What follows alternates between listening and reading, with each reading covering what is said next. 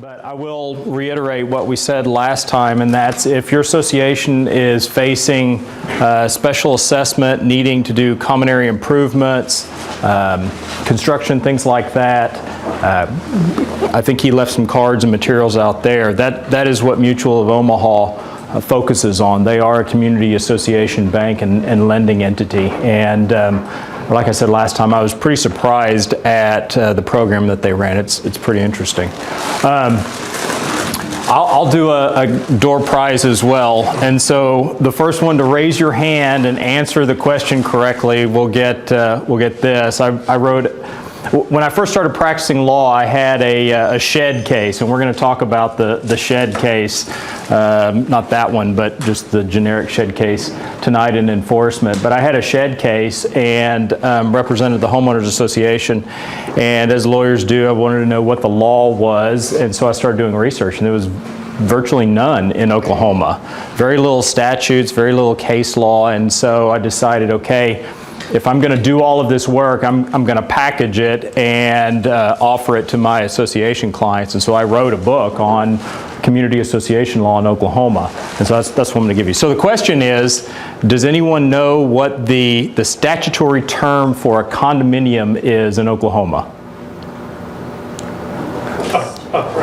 What is it? Is it condominium? It is not. It's not a trick question. Very good try, though. Yeah, I tried.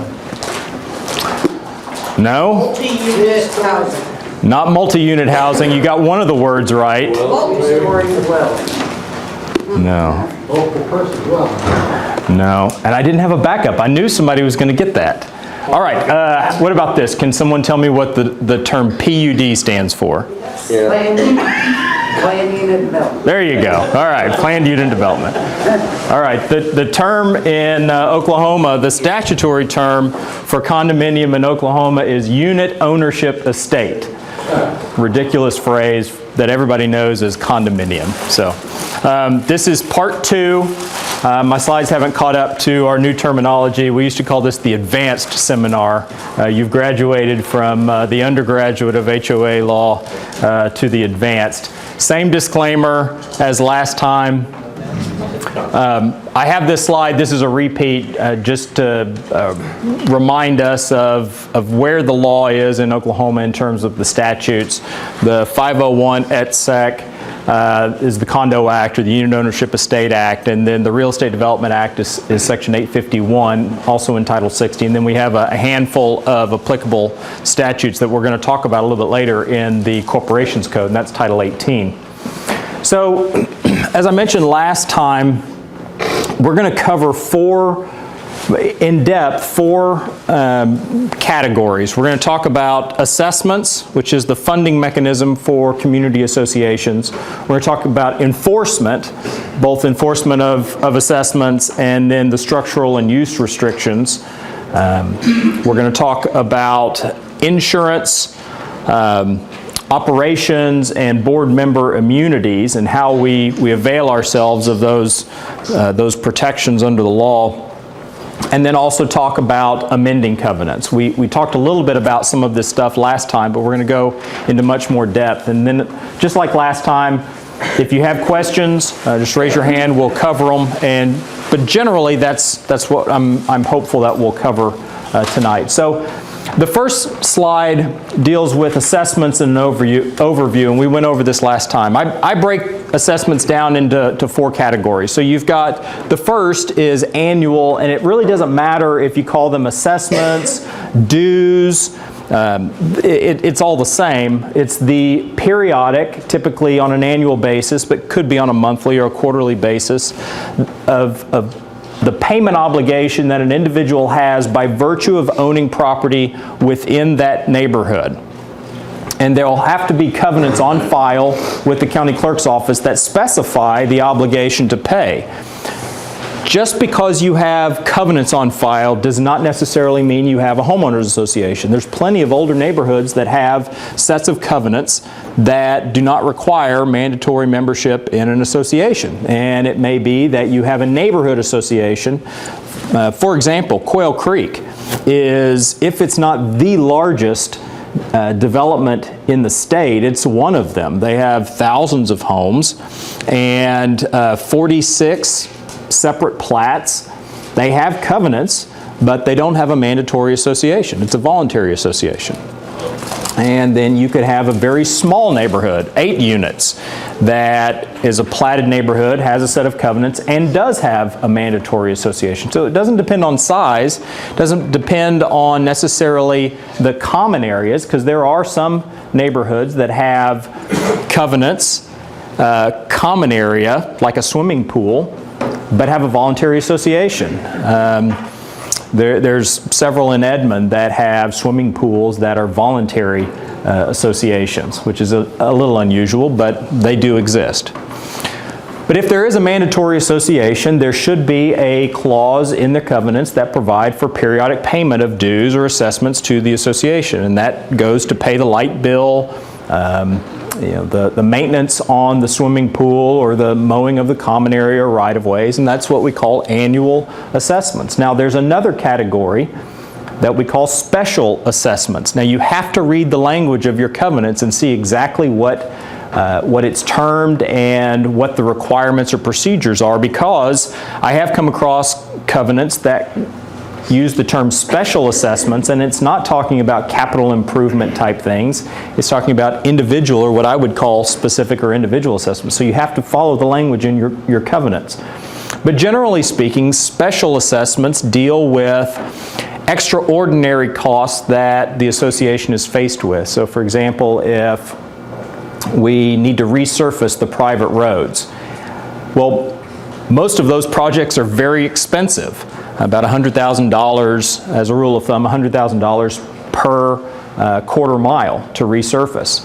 Very expensive projects, and most associations just don't have that money on hand or be able to pay that out of their operating budget. And so there's provisions for special assessments. Now you have to watch and see what is the procedure for adopting a special assessment. Can the board itself adopt special assessments? Meaning the governing body of the elected officials of the association. Can they run a budget? Can they decide for themselves, okay, everyone is going to pay $1,000, $2,000 per unit or per lot? Or does it have to go to a vote of the membership? And that's much more common, where you have a 2/3 or some kind of supermajority requirement of the membership to vote to adopt a special assessment. Another thing that you have to watch for with special assessments is what can you use that money for? If you get to the end of the year and you've run out of money, can you pass a special assessment and use that money to fund the budget? Or is there limiting language in your covenants that says special assessments can only be used for capital improvement projects? All right? Now, it may be that we have charges or expenses coming up that we can anticipate. We know that things wear out. We know that roads have to be resurfaced. We know that if we have an insurance policy that has a very high deductible, that we're going to have to pay that if we want to tap into those insurance proceeds. These aren't surprises. We know these are coming down the pike. And so then we have what are called, and I'm going to jump one, these are called reserve assessments.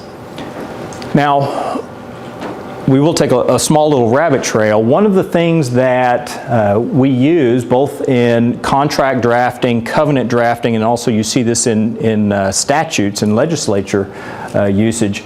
If you use the word shall in a statute or a contract, covenants are considered contracts, that is a non-delegable duty, meaning we have to do that. Shall means you must. It means more than must, it means shall. If it says will, may, now we've introduced a different term and some discretion. May is definitely discretionary. Shall is not. And so if your covenants say the board shall make a reserve, you have to make a reserve. And the question becomes, okay, what is it? How do we do that? And a reserve is simply a planned savings for this future expense. So for example, if we have an association and we have private roads, we have no gate, we have mowing obligation, and we have a clubhouse, and we have insurance on the clubhouse, We have periodic maintenance on the roads, but we know we're going to need to resurface this road. And we get an engineer in or a road guy or gal, and they tell us, okay, I'm going to estimate in 10 years you're going to have a $100,000 repair on this road. Okay, so we have some information on which to base a reserve. And that analysis, that calculation is called a reserve study. Now in other states, this is a big business. There are people that is what they do for a living. They perform reserve studies. In Oklahoma, we don't really have that. We have commercial inspectors. We have general contractors that we might use. Engineers, we might use an engineer to give us a reserve study. But the idea is to take an inventory of all of this stuff that we know is going to wear out and come up with what is its remaining useful life. 5 years, 10 years, 15 years, whatever. So we have our period of time. We have our estimated expense, $100,000, and then we take that, we divide that by years, and then we divide that by the number of paying persons, and that's the number of members or lots. So now we have our reserve assessment. And if the covenants say shall, we have to do it. Even if the covenants don't say shall, it's a matter of fairness. And when you go to buy your next condo, possibly even your next home, this is a question to ask. Maybe yourself, maybe your realtor, maybe your seller, because it can affect the value. If I'm going to buy a condominium and they're asking full market price, and I find out that there is hundreds of thousands of dollars in deferred maintenance, that these elements are going to have to be replaced at some point or repaired, I may not offer to buy that unit for full market price or full asking price, because I know there is a special assessment or there is a reserve assessment coming down the pike. Now, that's where lending comes in. It may be that we can mitigate some of those years of non-reserving with a loan, and that just gets paid out of maybe an increase in dues. But there are a number of associations that when the light bulb comes on, there's not just, little cockroaches scurrying. There's the big cockroach from that Kafka novel, the Metamorphosis, and it's ugly. And I don't want to find that out if I just bought in and I paid full market price for my condo. So there's an element of fairness, or right, if you want to call it that, with reserve funding. All right, and so we can debate the merits or demerits of that. The main thing is, if your covenants say shall, you got to do it. And if you're on the board, you most definitely want to make sure that you're going through at least the steps, the procedure of putting it to a vote, going through the motions so that you're discharging your duty as a board member under the covenants. Matthew? Yes? How do you determine how many deductibles you want to set aside? That's a good question. It's going to depend on, I guess, the structure of your insurance policy. So for example, if the policy has a $5,000 deductible per building, if you've got multiple buildings, then I don't know if there's a rule of thumb of do you want to do 3/4 of the buildings and reserve those? It's really, I think that might be a discretionary matter of the board, but I think I think most insurance policies for standalone single-family homeowners associations is going to be one deductible, and having one deductible reserved is good. But if you're in a condominium development and you have multiple deductibles for buildings, then there needs to be some analysis, some input from the insurance broker on, okay, what would you advise? And we'll get to this in a second, but having that information, asking that question and getting professional advice, that's one of the protections that board members can do. They're relying on whether it's legal advice, contractor advice, accountant advice. That brings that board under a statutory protection that we'll talk about in a minute. But as far as how many deductibles, I think that's discretionary in the board. You see this this parenthetical, it says CAIRF. BPR stands for Best Practices Report. CAIRF is Community Associations Institute Research Foundation. There's a very large trade group for community associations called Community Associations Institute. They've been around for decades. Their dues are fairly expensive, particularly for Oklahomans. We don't have a local chapter, and we might ask the question, so what do we get for paying dues? I'll let you look at that and decide for yourself. But CAIRF is their research foundation, and they produce what are called Best Practices Report. If you Google CAIRF and best practices, it will take you to their website. I think it's cairf.org. These Best Practices Report are a series of reports and papers that they put out. They have one on reserve funds, they have one on meetings and operations, they have one on developer transitions, and they're really well written. They're free, you download them, and great information. And so if you download the reserve one, what it'll do is give you some information about the Research Foundation, it'll give you some information about what reserve funding is, and then it'll go through some case studies. You know, XYZ condo was 100 units and they were facing this, and this is how they responded to it. So it gives you some anecdotes or hypotheticals. They're really helpful. Plus they're free, if I didn't mention that. So specific and individual assessments. Specific individual assessments are targeted assessments for individual behaviors.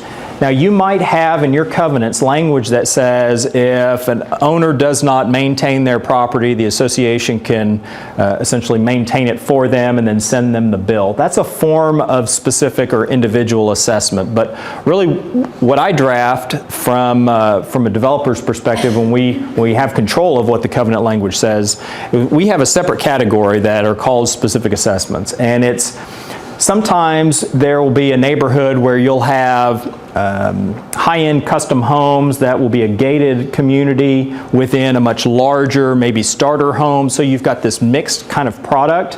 And it may be that within the gated community, it doesn't make sense for starter home folks to pay for the private roads and the gates and all of that stuff in there. So we may have a specific assessment just for them. So it's not necessarily punitive. It may be for different kinds or levels of services.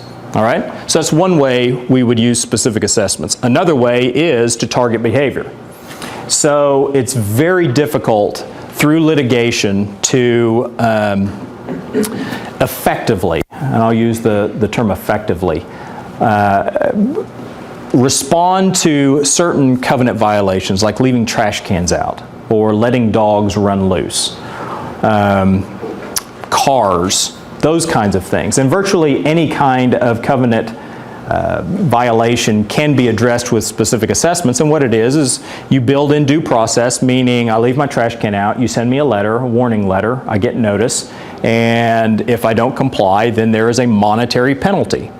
And we tuck this in with assessments because the judges I stand in front of, they recognize assessments. They know generally that if you live in an association and there's covenants on file, there's a payment obligation. And I want them to think in terms of these enforcement actions along those lines. It's not punishment, it's not anti-American, it's part of this community association living. And so we call them assessments. Not only for that, not only for right thinking in terms of what these are, but I also want the association to have lien rights. I want the enforcement mechanism for specific assessments to be the same as if you don't pay your regular assessment. And that's often filing a lien, and we'll talk about foreclosures here in a second. So I want to tuck it into that commonly understood regime or scheme of money flowing to the association. All right, so those are the categories of assessments. Let's talk about procedure. And I touched on this a little bit. And judges are keen about notice and fairness. Our legal system is based on the rule of law. It's based on certain individual rights, and we protect them. And in law school, it's beaten into our heads about due process. You have substantive due process and you have procedural due process. And those are guaranteed in certain instances under the U.S. Constitution and I would assume under every state constitution. So due process is a big deal within the rule of law. And we want to follow that. It's an amount of fairness that the association is going to offer individual owners. And so what that does is it protects me from waking up one morning and now I've got a $1,000 fine that I've got to go fight. Well, that doesn't seem fair. That doesn't seem right. I should have some notice, some expectation that this would be coming down the pike if I don't take a certain action. And so we want to have our assessments follow a due process, and part of that is having good accounting systems. Now, I wouldn't categorically say using ledger books and handwriting your accounting would be outside the bounds of fairness, but we're getting to the age where it is so easy to have electronic records that using QuickBooks or using an Excel spreadsheet, having some electronic mechanism so that we're not carrying the one and now we have an accounting mistake. We can mitigate against a lot of those accounting errors by using computers. All right? So having some formalized accounting system and using that accounting system to direct a piece of paper or an electronic notification whenever the dues are assessed. If that's on an annual basis, then sending something out annually. If it's periodically, quarterly or monthly, sending those out. All right? Having a standardized system for receiving those checks and accounting for those. So, for example, the association has a bank account. It's titled in the association's name, not in an individual board member's name. And not that there's per se anything wrong with that, but it appears horrible. So we have the association have its own bank account. Having one person or multiple persons in charge of doing deposits, writing the address or name on a deposit slip so that it's not just $3,000 bunched together and we've got a deposit slip that says $3,000. It's hard to track that. And what we're doing is we're anticipating common problems. I get a demand letter from an attorney that says you didn't pay your dues. I say, I know I paid my dues. Here's my canceled check. And the association doesn't have any record. Well, my canceled check is good evidence. That's an indicator that something failed in the association's procedure. And we can go back and we can look. And if we just have a bulk deposit, well, we don't know. All right, so little things like that, anticipating that checks get lost, there's lost invoices, things like that, having a tracking system. All right, that's what I'm talking about with procedure. Let's talk about title companies. People buy and sell their homes, and if has anybody ever gotten a call or an email from a title company trying to track down, does this owner owe anything? It's very, very common. And so having a website, of course, if you use a management company, it makes it pretty easy. They'll contact the management company. But making the association visible, however that works best for y'all. Website's a good way to do it. But having a mechanism so that title companies know who to contact, and probably on a monthly basis, maybe not that frequently, but I'll get a call or an email from a title company or a realtor that says, hey, we're trying to track down an association contact. I know Neighborhood Alliance gets these calls because there's a transaction, a closing, and the title company needs to know if the association is owed any money. They want to capture that in closing. And usually, the title company will work till they find someone, but if they simply can't, then they'll go ahead and close the transaction. And the association, if they are owed money, they've missed an opportunity. Even if there's a lien on the property? Now, if there is a lien on the property, that is definitely going to get a title examiner's attention. It should. If there is a lien on the property, then title examiner is going to flag that, particularly if there's a lender involved. The lender wants all of that cleared, because if there's a lien on file and they go ahead and close, now there is something that has priority over the mortgage company's lien. and they don't allow that. You know, purchase money mortgage isn't going to allow that. It is possible for a closing to occur. So you could file a lien against my property and you say, I'll give you 10 grand for your lot, and I say sold, and I give you a quitclaim deed. Well, that lien is still going to be on file, you just take it subject to that lien. So it is possible that property can change hands, change title, and nothing happen with the lien. But that's a rare occurrence. That doesn't happen all that often. Similar, I don't know how it happens. In my practice, I have only found one transaction, and it was in Tulsa County, where the process went as normal, where buyer gets a lender and somebody dropped the ball and the lien didn't get cleared. And then the lender, years later, was going to foreclose. I did the research and sent the lender's attorney a letter that said, all right, this is how much is owed, we'll take a check. And they said, everybody knows liens don't have priority over mortgages. And I said, well, they do when they have filing priority, and everyone was surprised, including me, because it just never happens. But it can happen. And in our hypothetical, if you buy my property and we don't clear that lien, not only am I personally responsible for that debt, but now the property, well, not now, but the property continues to be liable for that debt. Okay? And we'll talk about collections in just one second. Before we get into more specifics on judicial collection actions, collection starts with the very first contact the association has with an owner. And so, and this is just basic customer service. I'm going to be more inclined to have a favorable view of the association if the first communication I have is a welcome to the neighborhood, as opposed to, hey, you owe us money. And so however that works for your neighborhood, if you can have a welcome home committee or person, if there can be a letter at closing that says, we're so glad you're part of our neighborhood, there's opportunities to serve on the board, there are committee spots open, here are the top 10 things you need to know about our community. Number one, we have an architectural review committee, so before you put in that nice new greenhouse or sunroom, here's the contact information. Our dues are this much, they're due at this time. Having some kind of notice. If you want to have a signature spot where that buyer signs on the dotted line, that helps too. There's a reason why my wife and I were buying a car in Tulsa one time, and we were working on the deal and the numbers, and so the salesman flips the piece of paper over to the blank side, does an X and a line, and says, well, let's sign to show that we're going to continue talking.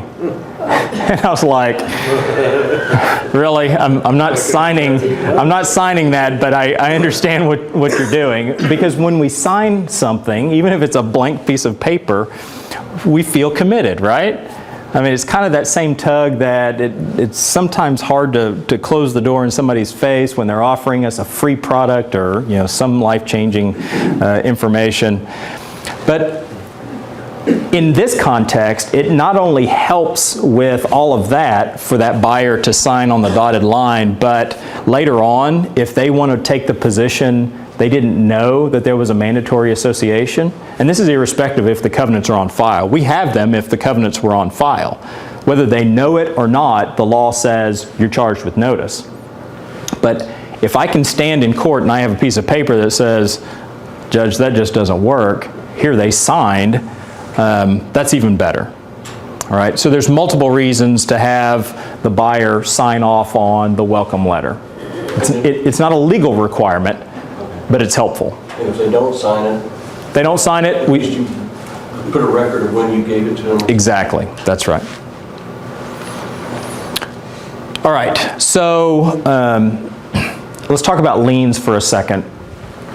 Liens are very effective in terms of collecting dues, primarily because we we capture the amount owed at closing, right? Title companies pick up the lien. Now, in Oklahoma, you can foreclose on homeowner and condominium association liens. It is a internet myth or a over-the-fence myth that, well, the association can file a lien. I don't care. They can file as many liens as they want. I'm not going anywhere. That's true. The association can file liens and you cannot sell your property, but at some point the association could choose to foreclose on that lien. And that lien will get foreclosed just like if you didn't pay your mortgage. It will go to sheriff's sale and you'll lose your home. Of course, you have the right to redeem that right up until the sheriff's sale is confirmed. But for the most part, liens are fairly passive remedies. You file it and the association will not foreclose. And it's not because there's an inability to, it's not economically feasible to do that.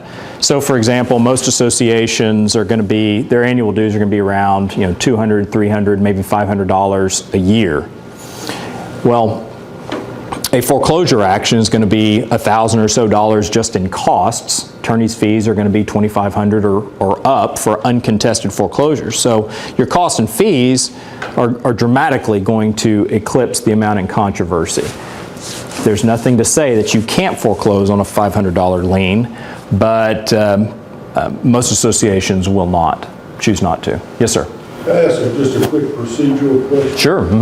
If you file a lien against the homeowner that's behind in the dues, let's say the association $1,000. Well, then come the next dues period, they're going to owe some more money, let's say another $500. Do you have to refile that lien for the amended amount, or is once enough? We cover that with our lien language. I mean, that is something that we can forecast. We know that's going to happen. Okay. Maybe not necessarily that they won't pay the next year's dues, but we know the day after that lien is filed, there's going to be different interest that accrues.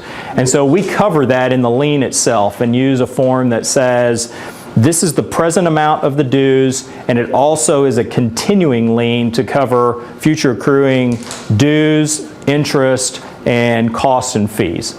So it gets filed and just continues. Is there a boilerplate lien statement that you can fill in the blanks before you go down to the county clerk and file it, or is this something that you need to have an attorney make up the thing for you? No and no. There is no boilerplate. There isn't a form like a mechanic's lien where you could go down to the county clerk's office or the court clerk's office and they'll give you a mechanic's lien form.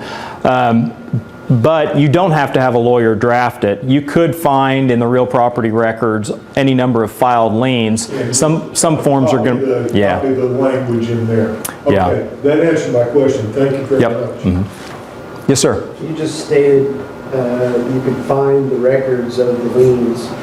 So if you know of a home that has a lien, you're saying that I can find that record someplace? Absolutely, yes. So just like mortgages, deeds, all of these are filed in the public record, and the same thing with liens. So you can go to the county clerk's office and do a search against that title or against that owner's name, and it will pull up that lien.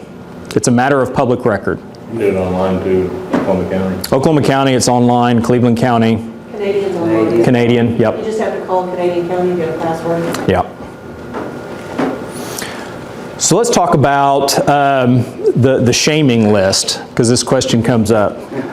We have various enforcement techniques, liens. We're going to talk about small claims and foreclosures in just a second. Occasionally I'll get the question, so well, can we publish the names of the delinquent folks? And the answer is you can, but you're just inviting a lawsuit for defamation, because as soon as you do that, I'm going to be the guy that has my canceled check to prove that I did pay my dues. You've wrongfully shamed me to my neighbors. You've published it, and I'm going to ask that you now pay me for defamation. There's only downside to doing that. The way, if you have to publish a list, what you can do is publish a list that congratulates or thanks all of those people who have paid their dues so far, and then put a percentage. That's absolutely safe. there's no way to identify one person unless you know, I guess you could do it in a way if you did it by block or something like that, but there's no reason to do that. Congratulating the people who have joined their neighbors and helped fund the association, coupled with this is all the stuff that we did last year, this is what we're planning on doing this year. Those are good things to do. You know, signs in the yard, I paid my dues, might be somewhat safe. But that's getting a little closer to identifying the people who haven't. So it's a clever idea, but there's a reason why we don't see those signs at the cash register that says, you know, don't take checks from this person anymore, because invariably someone looks over and sees someone they know, and now you've published something that's possibly false. All right, the last one on here is cost and attorney's fees. Most covenants will provide that if the association has to collect or send the file or the account for collection, that the association can also collect its costs and attorney's fees, but you want to make sure that that language is in your covenants. Let's also talk about interest, and I think I mentioned this last time with amendments. Sometimes we'll have covenants that provide for a delinquency or a penalty interest of 10%, and then we get to the bylaws and it'll say 18%. We want to make sure that our accounts are accurate. Part of that accuracy is we're billing the right person, that we're sending the invoice to the owner of the property and not just the person who happens to live there, right? Because if I'm a tenant and I'm getting Bob's mail, particularly if it looks like a bill, maybe I give it to Bob if I know them or if I'm inclined, but most of the time I'm just going to throw it away.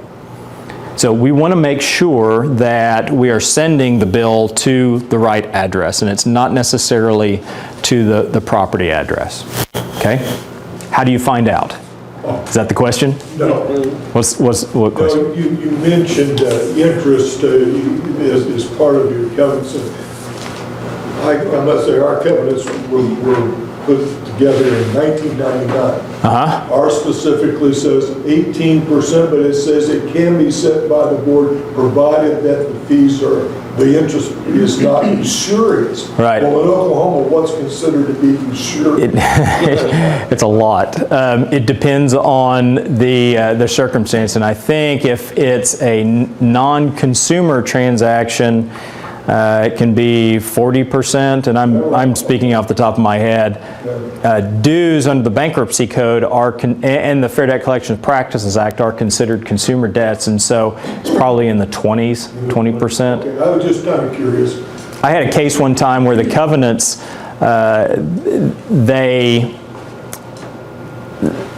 they said 120% per annum. It was a typo.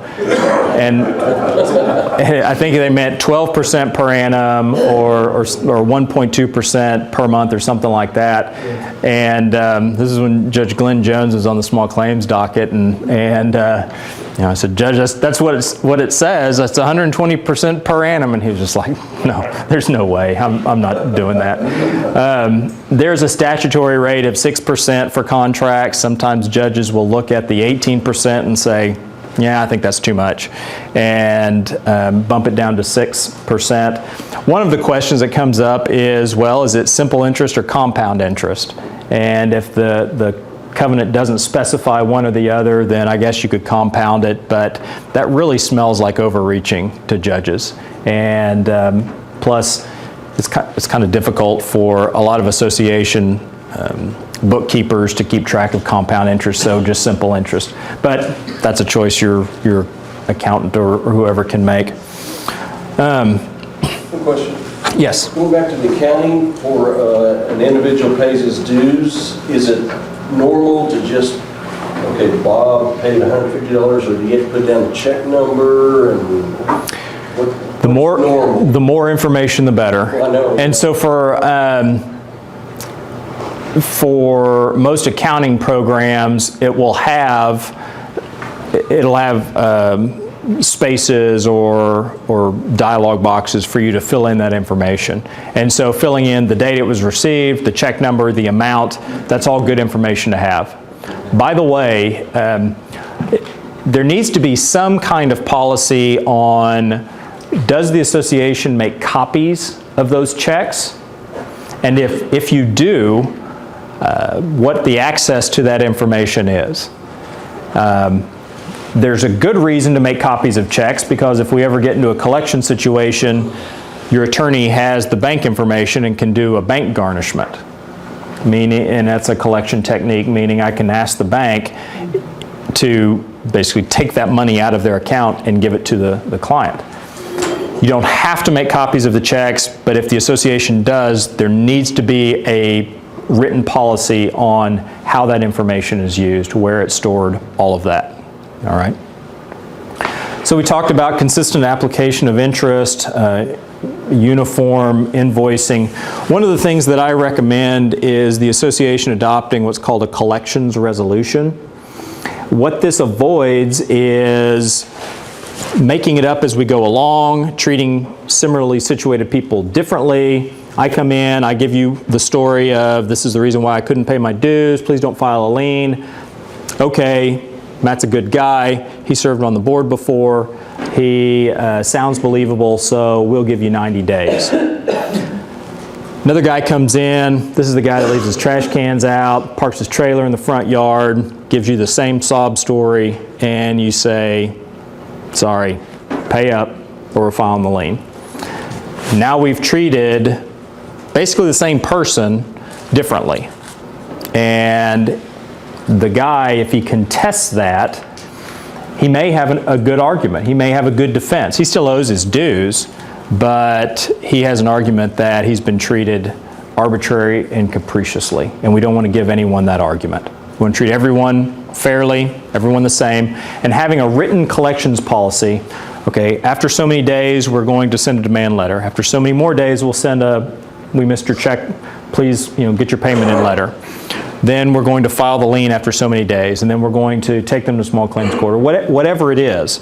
But it's going to be easy to follow, meaning not just this board that drafted it, but when you hand off to a new board, they can follow it.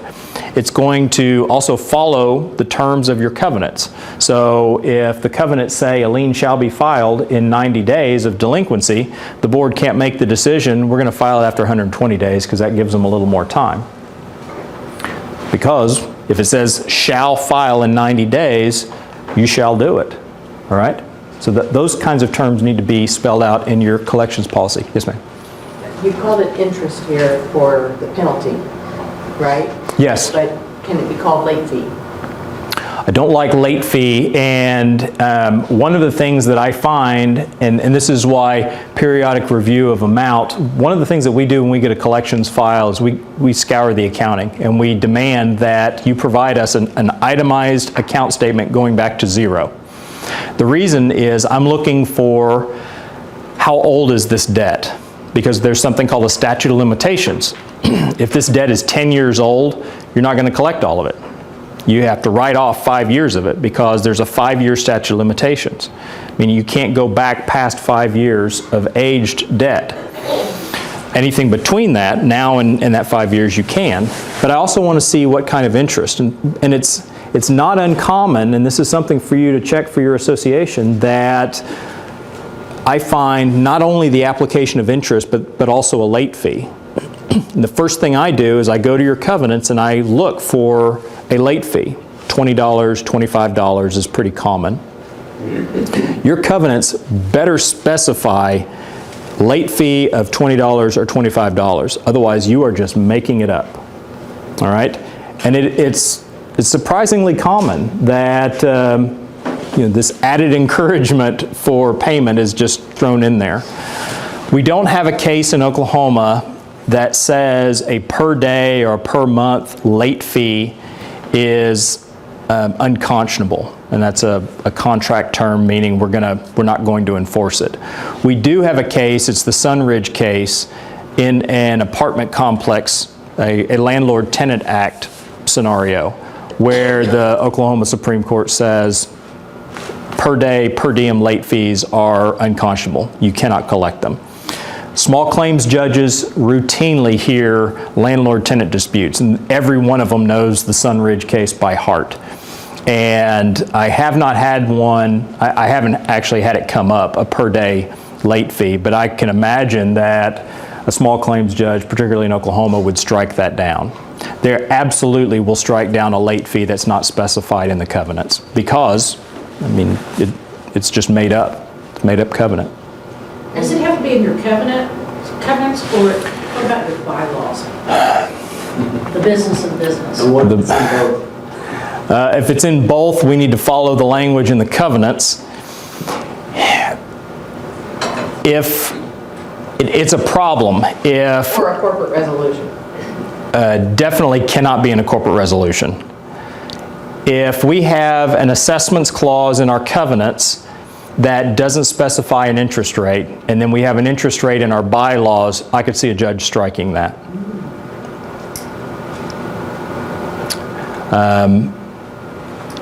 And I said Bylaws, the one in the bylaws striking the interest rate. altogether? Yeah, not allowing it to be collected. Because you could add it to your bylaws without having to file it. That's the thing, and this gets back to notice. The Board of Directors under Title 18, Section 1013 can adopt bylaws on their own. And so if we have a scenario where board looks at the covenants, they decide we need a little more encouragement for people to pay their dues on time, so we're going to adopt a bylaw. I would say most judges will look at that and say, well, of course they did. But what they did was they made an end around the covenants because covenants are more difficult to amend and just made it easy on themselves.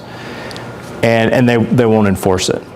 That's why where we have these duplicate provisions in covenants and bylaws, I like to see the covenant language stripped out of the bylaws and put back in the covenants, and vice versa. If we have I don't know why, but sometimes you will find language, and it's usually in the assessments clause of covenants, that talks about a quorum.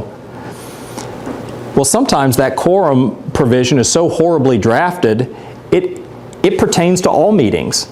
And the idea was that it pertains to dues increases only, but if you read the plain language, it's not so limited. So now we have a conflict, typically, between that quorum clause and our bylaws. Well, that language doesn't need to be in there, it needs to be in our bylaws. So that's something to look for if you're going through and tinkering with the language in your covenants. But if it says you have to have a certain quorum to increase the dues in that clause, then we have to do it. And that's another way a debtor would challenge, look, I don't owe $200 a year, I only owe $100 a year, because they impermissibly increased the dues amount because they followed the bylaw quorum provision as opposed to the covenant quorum provision. Yes, sir. So, again, a hypothetical, if your covenant, for example, on liens, says that the board may, put together a lien, but it doesn't have any language with regard to, say, after they miss, 3 dues payments. So you're saying that should be in the covenants as opposed to the bylaws? Now that is something that the board can put in its collections resolution. Okay, so if we say that if you miss 3 dues payments, we're going to slap a lien on it. Yeah, so Even though that language isn't in the covenants, that's okay? that's right. So Okay. if we have a complete absence of timing Yes, it is. in the covenants and the bylaws, then that is something the board could put in the bylaws. I would rather see it in a collections resolution. Okay. And What we that can't- Resolution, now, how does that put together? Does that have to be approved by anybody, or the board just decides, this is the way we're going to do it? That's right. And then we distribute that information out to the homeowner? Correct. That this is how we're going to do collections, That's right. and that's all that's required? That's right. Gotcha. And that can be in the bylaws, a collections resolution? The collections resolution is a separate document. Okay. Can you create a collections resolution where you fine people for not following? Nope. No. Fining is just like a late fee. It has How do you to, get them to put their trash can? you adopt a fine schedule within your covenants. Okay. Yeah. The 5-year thing that you're talking about, statute of limitations? Yes. Should we, if members are over 3-4 years delinquent, should we start trying to take legal action against them if we're gonna get any of our money, or is it just gonna go away? It will just go away. And I want to be clear, filing a lien does not extend the statute of limitations. Statute of limitations is the longest period of time you can go without filing legal action. But if, yeah. Whether it's small claims, whether it's a foreclosure action, district court, but a lien does not extend the statute of limitations. So whatever it's been for 5 years is what we're gonna get. That's right. Okay. So in terms of,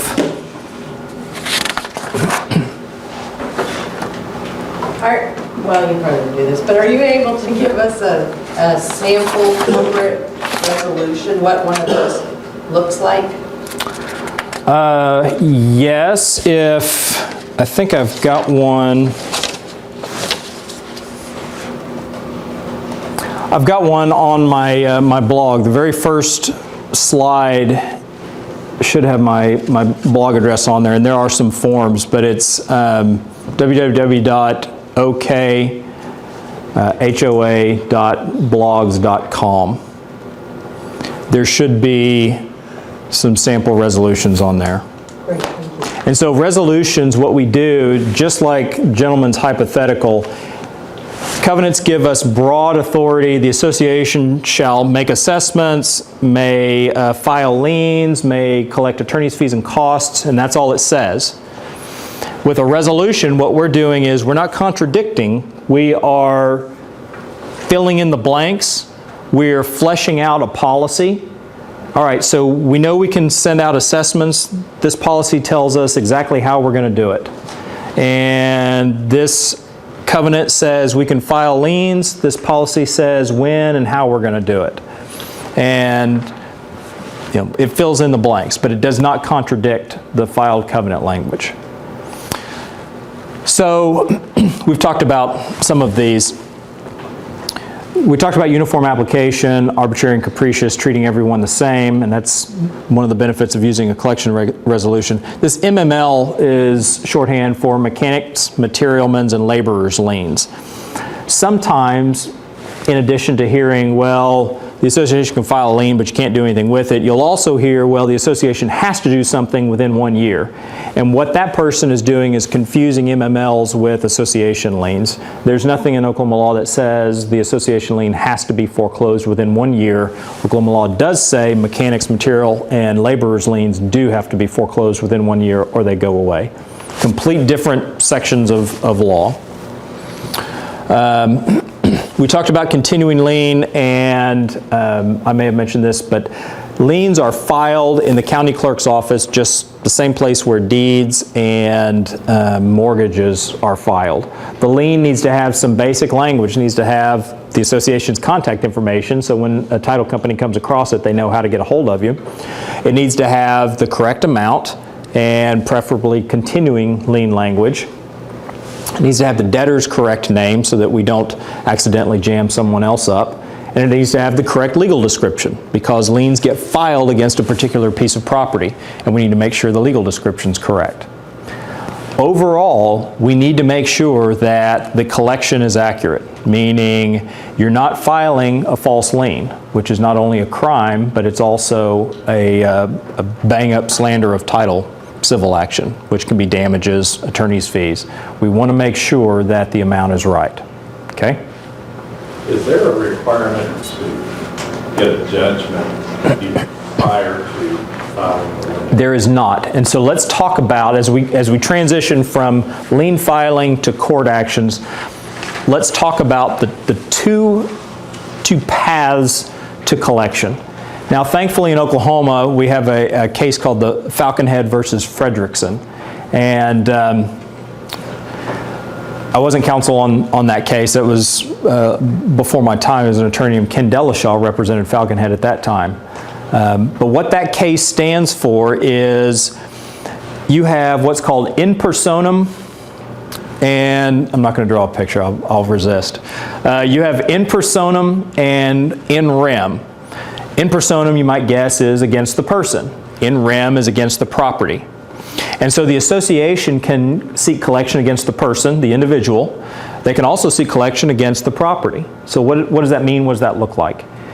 Collection actions against the individual would be a lawsuit naming me as a defendant, and that would be brought in small claims court. It could be brought in district court. The collection action in rem would be filing a lien and then trying to foreclose on that lien.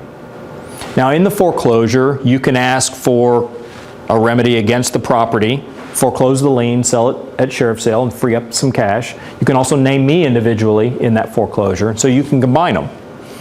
But just because you sue in small claims court and go after me doesn't mean you can't also foreclose on the lien in a separate action.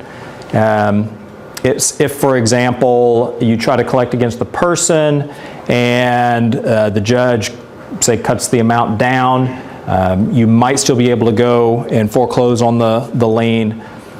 So the Frederickson case, the Falcon Head v. Frederickson case, stands for the proposition that these remedies aren't mutually exclusive. You can do one, you can do both, all right? So in small claims court, and generally small claims court is designed as easy access, quick justice court. You do not have to have an attorney, although in Oklahoma you can have an attorney. In some states you are prohibited from having an attorney in small claims court. Not so in Oklahoma. The jurisdictional limit, meaning you have to be seeking a judgment $7,500 or less. If you want to get a judgment for $10,000, you cannot file that in small claims court. I guess you can, but you're only going to get $7,500. In small claims court, they can award money, which would be the principal amount, interest, costs, and attorney's fees. You cannot get an injunction in small claims court. And so if the claim is, we want to collect the money that's owed and we want you, judge, to tell this individual to put their trash cans away, you cannot get the injunction, meaning the trash cans, the order putting trash cans away. That's an injunction. Can't get it in small claims.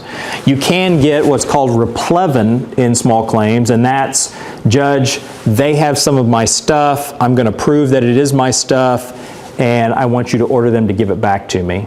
That's kind of like an injunction, but associations don't ever have a use for that, except where managers or board members abscond with the owner's list or the corporate file, and we have to replevy it back. But that's small claims court. And so it's very quick. You file what's called a small claims affidavit. You're going to get a trial date, usually within 45 days. You have to serve them, meaning you hire a process server or the sheriff. I would strongly recommend you use a process server and not the sheriff because it's more likely that they will actually get served. And you will have a trial. You're going to show up. You have to have your witnesses, your evidence there, and the judge is going to make a ruling. If you have an attorney, as Judge Croy says, a live, breathing attorney with you in court, then you may have attorney's fees awarded. Now, in a default situation, meaning you've sued this person, you have good service, and they just don't show up. There's no requirement that you attend, that a defendant attends trial, and you do have an attorney. State law limits you to a 10% attorney's fee. So if you're suing on $500 and your attorney charges you $200 an hour and they have charged you for 2 hours of time and they get a default judgment for the association, you're going to get a $50 attorney fee. So that is a calculation to make before you hire a lawyer, before you go into court. And I would say the overwhelming majority of cases in small claims court that I represent in an association are defaults. Very rarely do I actually have someone show up and want a trial. Do have people show up wanting to make a settlement arrangement, but very rarely do we actually try them. Can both parties have attorneys with them? Definitely. Yep. And you usually know that going in. Very rarely does it occur where individual shows up with a lawyer, but you can. I mean, there is a certain amount of trial by surprise in small claims court. And then once you get your piece of paper that says they owe you this much, now you have to collect that. And there's a number of remedies to collect that. I talked about bank garnishment. If we know where they work, then you can do a wage garnishment. If I don't know much about them at all, I can do what's called a hearing on assets, which is a court order for them to appear and tell me where all of their stuff is. If I get them served with an order to appear for a hearing on assets and they don't, I can get a bench warrant. And you can go to jail for not paying your dues. You're actually going to jail for not obeying a court order, but they will put them in the orange jammies and set up a hearing once they arrest them. So there are some fairly effective collective remedies. So let's talk about, yes? Do you recommend small claims over liens? That's after. Both. Yeah, the lien is usually a precursor to small claims, but I recommend if there's a delinquency, filing the lien, getting that on file, and then evaluating whether you want to go to small claims or you can file a case in district court for the same amount that you would sue for in small claims court. In Oklahoma County, there's a good reason for doing that. If the amount's going to be $1,500 or more, then the filing fee is the same for district court as it would be for small claims court, and you don't have that 10% limitation. Yes, sir. So, following the initial lien, do you also have to go in and take the lien off, or can you do just like a letter of release? If you file the lien and then they pay it, then you have to file a lien release. And that's a document that looks a lot like the lien, it just kind of in reverse, and that gets filed with the county clerk as well. Yes, sir. What if they don't release the lien? Just, they file the liens, but then don't release them? If they file the lien and the person never pays, then the lien just continues, and it may be a dead letter, because if a lien's been on file for 10 years, it may be that that lien secures 5 years going back, but the rest of it, you can't use the lien and claim we can collect it. It just sits there. But what about the ones they do pay it, but they never get around to filing a lien release? Yeah, we'll get a release of them. If the person pays the lien off and makes a written demand that the association release the lien and the association refuses to release it, at that point you've got a potential slander of title action. There's no good reason for an association to do that. Right. Yeah, you're just handing that debtor a cause of action. Particularly if they try to sell their property, they make a demand, association says we're not going to release it for whatever reason, you're handing them a bang-up slander of title lawsuit. Foreclosures, I'm going to cover this fairly quickly. I've got a bankruptcy slide. I spent a long time talking about collections. I want to talk about some of the other stuff that we have. But foreclosures, let's think about these in two respects. The one I already mentioned, the association can file a foreclosure action on its own, but that's rare. All right, so I'm not going to spend much time on that. The association more commonly will be named as a defendant when a lender forecloses on their lien, their mortgage. And the association does typically want to participate in that. Not because there's always equity and the association will always get paid. In fact, a high percentage of these, if a person has quit paying their dues and they quit paying their mortgage, they're probably underwater and there's not going to be anything left. But in the chance that there is, it's very easy to trail along with the lender and go to sheriff's sale and see if there is going to be something paid to the association. It's the exact same judgment that the association would go get in small claims court or district court. You've just got someone else paying the filing fee, and you might have an attorney's fee if you hire an attorney, but it's not an extensive trial. Typically, most of these foreclosure cases, the defendants don't defend, or at least they don't defend against the association. So you take a default and you just coast along until the property goes to sheriff's sale. What do you do at the sheriff's sale? Attend it? You don't even have to attend the sheriff's sale.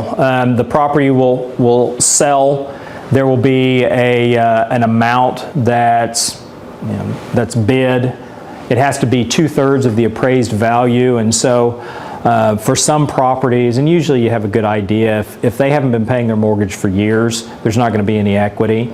If they've owned the property for 10 years and then whatever life circumstance happens and they quit paying, there might be sufficient equity. But if there's not tax liens, if there's not other liens that are ahead of the association, you can look at it and typically get a good idea of, okay, will there be equity at sheriff's sale or not? I get those all the time, like, you know, they're in foreclosure, do you want to, you know, participate, do you want to hire an attorney through us? Is it worth it? It's, you know, $400. Yeah.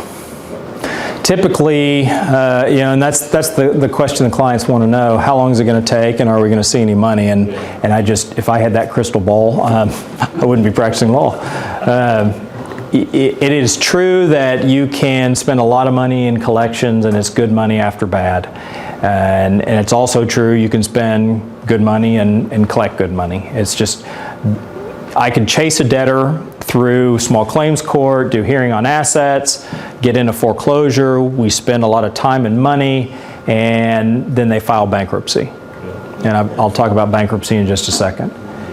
You know, it is, and that's just the system. We have slivers of mercy built into our system, and debtors can avail themselves of it, and bankruptcy is one of them. Walking away from their property. If you were around in 2007 to 2010, you had folks walking away from property, which 20 years ago that's unthinkable. Nobody walks away from their property.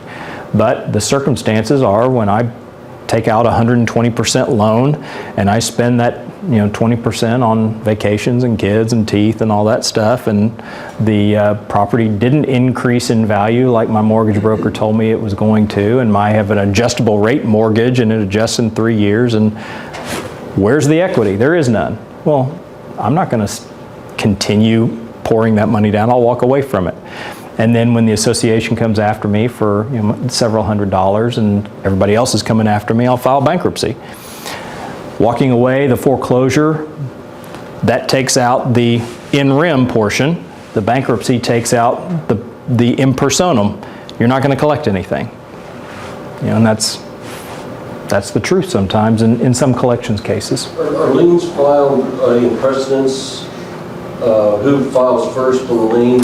They get first shot at it, except for the first, of course. There is, that's generally true. It's first in time, first in right, and unless we're talking about certain creditors, the government tax liens, they're going to take precedent over the association's lien, even if the association has first priority. Taxes. Tax liens. Mm-hmm.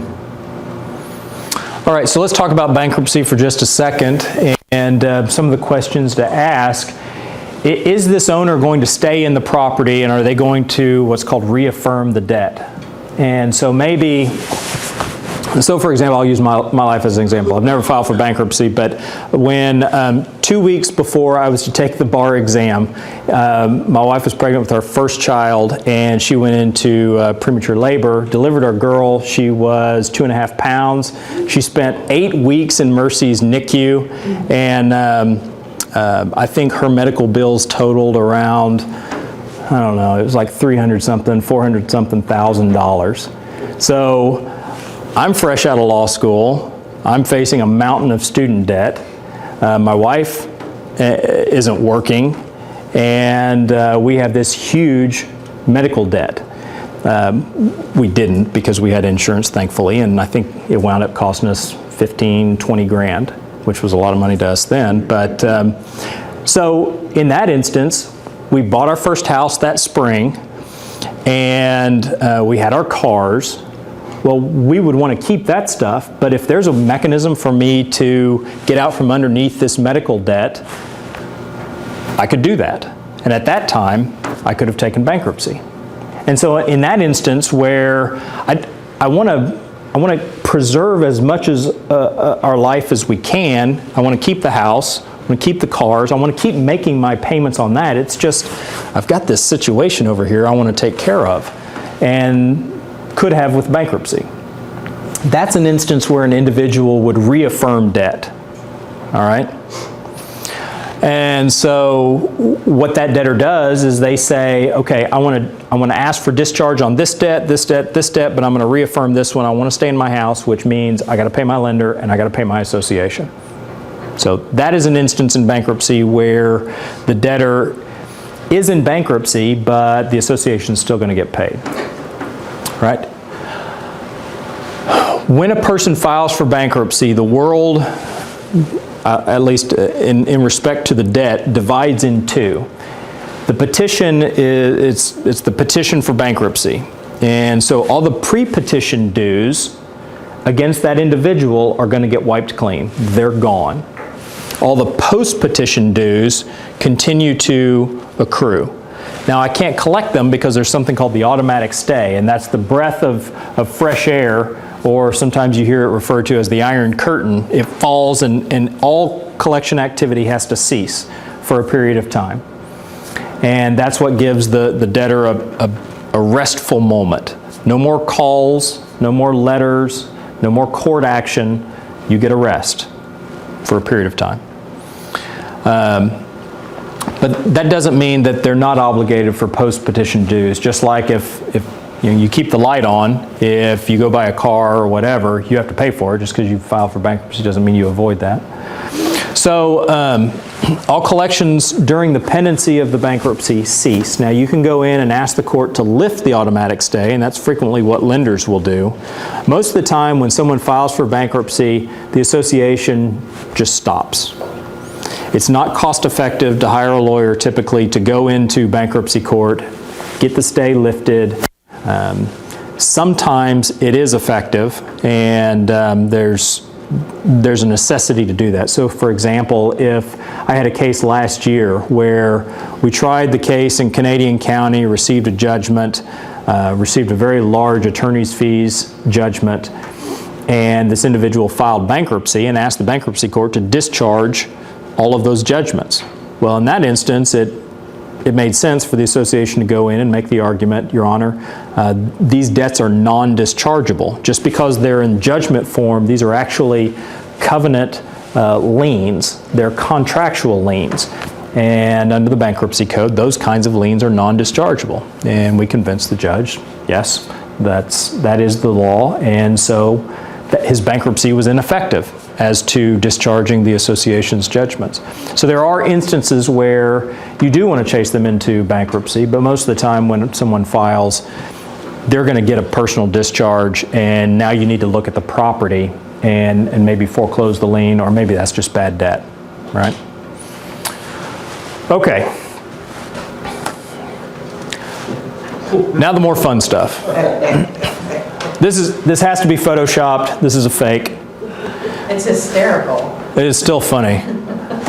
This is not fake or photoshopped. Oh, wow. So this was out in New Mexico, Arizona, I can't remember which. This homeowner here had a nice view of the mountains. Other homeowner went to the city council, got a variance for building a second story. This owner sued that owner. The neighboring fight ensued, and then one day this guy puts up attic louvers that look suspiciously like an obscene gesture that we're all familiar with. I think they ultimately settled and are... This is another one. This was a husband and wife deal where there was a nasty divorce. I can't remember if it was husband or wife that lived here. The ex-spouse bought the house next door when it came available and then put up a sculpture with the same obscene gesture. This is the front yard, was the front yard of a lady's house up in Edmond. This is one of the first covenant enforcement suits that I ever litigated. And she argued this was her art. This was her expression of her individuality. And the association said, nah, it looks like junk to us. And so they sued her. Did they win? We did win, yes. She made it easier by midway through the litigation kidnapping her children. She was in the middle of a nasty divorce. She ended up on that America's Most Wanted show, and I think they finally arrested her in New York. She stripped the base. I've never seen anybody do this. She stripped all the toilets, the baseboards. I mean, she gutted this house before she left, and I'm surprised she didn't set it on fire. The backyard looked like someone had taken a couple of roll-offs that were filled with construction junk and just kind of shaken them. You couldn't even couldn't see any of the yard. It was amazing. And this is somebody's yard art in New Orleans. So now we're getting into covenant enforcement and dispute resolution. Not necessarily collecting assessments, although some of these principles also apply. But we're talking about enforcing structural and use restrictions. What can you do with your property? What can't you do with your property? Where can I park my car? Where can I walk my dog? Can I turn them loose to the common area and across? Is there a covenant that restricts how loud my dog can bark in my backyard and all that stuff?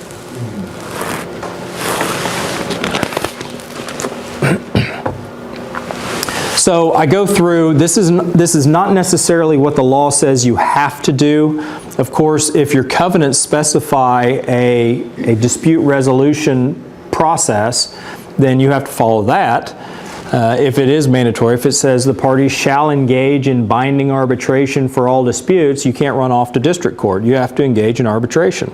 Arbitration is basically private court. If it doesn't say that, and very few sets of covenants do provide for binding arbitration, most of them say something like, each owner shall have the right to enforce these covenants at law or in equity, collecting all damages, including costs and attorney's fees. It's very standard language, and that's a general enforcement clause. And one of the things that we want to look for, we all know that individual owners who own property subject to covenants can enforce them. That has been the law forever. We want to know, we want to ask the question, can the association enforce them? Because I think the assumption is, well, we have a mandatory association, we collect dues, of course they can enforce the covenants. Not necessarily so. A well-drafted enforcement clause is going to say the declarant, developer, the association, and any aggrieved owner may enforce these covenants. That's good drafting. We've covered everyone. If it just says the owners may enforce the covenants, now we may have a fight on what's called standing. Now, the court should find that the association, either because it has direct standing or we're going to assume because it's a mandatory association they have standing, that they can enforce the covenants, but it's not a given. If the covenants don't come right out and say association can enforce them. One of the principles with conflict resolution, if you've ever had to sit through some corporate boring lecture or something like that, one of the principles with dispute resolution is having clear upfront communication and keeping the conflict at the lowest possible level. And what that means is if I have a problem with my neighbor, the cheapest, most time-effective conflict resolution technique is for me to walk over there and talk to them. Just like it would seem bizarre for me to call a third party to talk to my wife because I'm angry with her about something, we kind of need to think in those terms about our neighbors as well. And I'm not trying to beat myself out of fees, but I say this because I get calls. We need to hire you to enforce the covenants, and my first question is, okay, send me all the communications that you've had with this individual. What do you mean? Why do you think we're calling you? You are to have the communications. We can't even speak to this person. You mean you haven't spoken to this person? And they're going to get blindsided by an attorney's letter. This is going to go really well.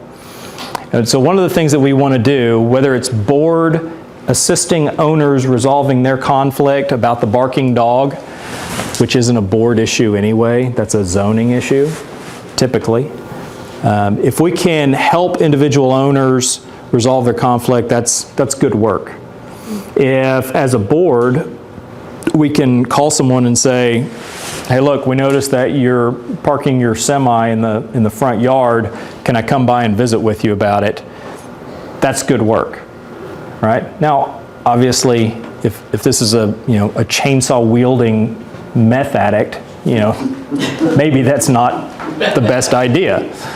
But in most instances, having a direct conversation with someone, it's going to resolve the conflict, it's going to save attorney's fees, and it's going to preserve some semblance of community. If that doesn't work, if we've exhausted the conversation, if we've treated this person the way we would want to be treated in that situation, listened to, all of that, then maybe we do need to look at some kind of mediation. And mediation is just bringing in a third party. Is there someone in the neighborhood that this individual respects? Their golfing buddy. Can I talk to them and say, hey, look, can you talk to Matt and get his semi out of the front yard? Yeah, sure, no problem. There are things people can say to me that I will hear them and listen to, and I will take them differently than if you were to say them to me. That's just relationship. That's how relationships work sometimes. Question. If you know somebody is difficult to deal with, is it better to take somebody with you? Yeah, a good technique is a couple of people, and you want people on the board who are people persons, the person who don't rub people the wrong way. If you had to choose between me and my wife, take my wife, right? She's a people person, the social butterfly, the welcome home committee, whatever. But yeah, you want to use the right personalities and meet with them at their home and ask to be invited. Is it okay if we come by and talk about this? Let's talk about penalties in terms of, all right, the last thing that we want to do is hire a lawyer and start going down the litigation road.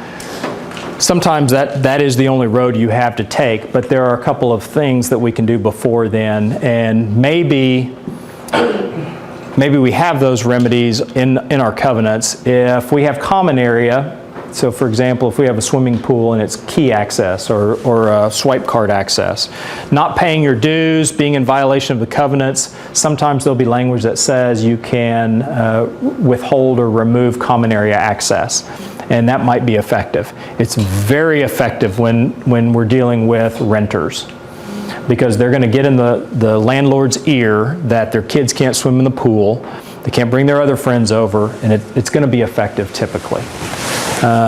If all you have are walking trails, great, you took away my common area access. How's that going to work for you? It doesn't. I put no vote up here. It's not intended to be a joke, but most folks who are violating the covenants, thumbing their nose at the association, could not care less that you've taken away their right to vote. I mean, it's not like they're clamoring to serve on the board.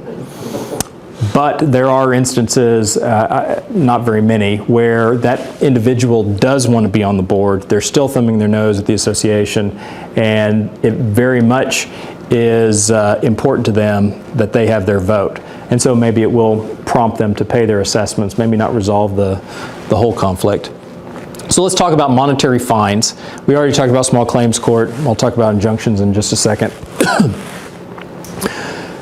Monetary fines are by far the most effective covenant enforcement technique beyond talking to someone and finding common ground and reasoning together. That is the very best conflict resolution technique. It's also the most uncomfortable, but it's the very best.